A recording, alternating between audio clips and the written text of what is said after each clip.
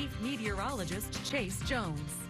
Well, it's Wednesday, so Stephen and Griff are back in the office. That means the full team is here, and we're keeping our eye on the dry conditions. And by this weekend, a little bit of cloud cover is going to make its way. And I think this would be the first weekend where Stephen and I finally are not tracking any rain making its way in. But models are starting to pick up a little bit of tropical activity. We'll see if it wants to show up by next week. Now, temperatures over the last 24 hours, really keeping our eye on how quickly we cool off underneath these cool skies while we continue clear skies and these cool conditions. That's what I'm trying to say. Temperatures from those upper 80s all the way down into those lower 60s and right back up into those lower 90s. And we'll see how quickly we drop right back down into those 60s. So you see the wave that we are on, but the blocking pattern is definitely setting up. 91 in San Angelo. Everybody else in a combination of lower 90s and those upper 80s across the entire area. Looking for 10 degrees on a slow Wednesday right now.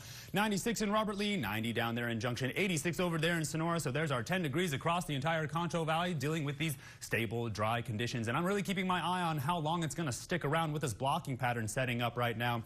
Dew points are in those 50s and those 60s, while humidity indices are in those 20s into those 40s. It's been the exact same thing for the last 3 days, and I promise you it will be the same for the next 7 days as we keep our eye on a lot of this moisture really not making its way into the Concho Valley. Now, a dynamic setup is setting up with this high pressure and this blocking pattern. You see how the moisture just goes around the Concho Valley, but it gives us a better idea of some of that low pressure making its way in. Upper level pattern going to show you what I'm talking about.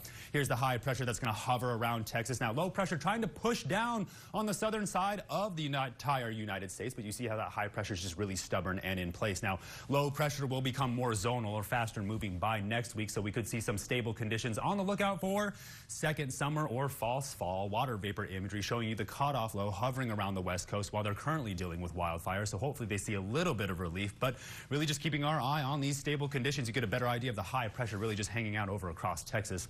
Severe weather outlook is finally quiet today, really just hovering around the Rocky Mountains, going around the Concho Valley, really just skipping over Texas. And we take you down to the surface to get a better idea of some of that severe weather. There's our low pressure system going strong with wildfires. Red flag alerts underneath, some flash flooding. Pretty dynamic system right now.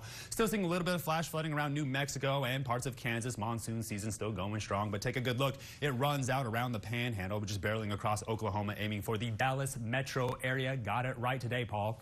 We're going to keep our eye on this cloud cover as it continues to hover around. Now, Stephen will get a better look as the weekend rolls around, but I don't quite know what we're going to look at because it's just dry and stable. No one's really upset with it, but you can see how much everybody's taking advantage of the clear weather, really just capitalizing on it, really just knocking out a lot of that construction across the entire Concho Valley. So tonight, all the way back down to do those comfortable 60s. Then tomorrow, a good run at those lower 90s for a beautiful September 11th. Then as we get closer towards kickoff, because Griff is back in the office, still holding on to those cooler temperatures in those 90s. But overnight, keep the extra layer close because it gets chilly pretty quick, but we see those stronger winds overnight.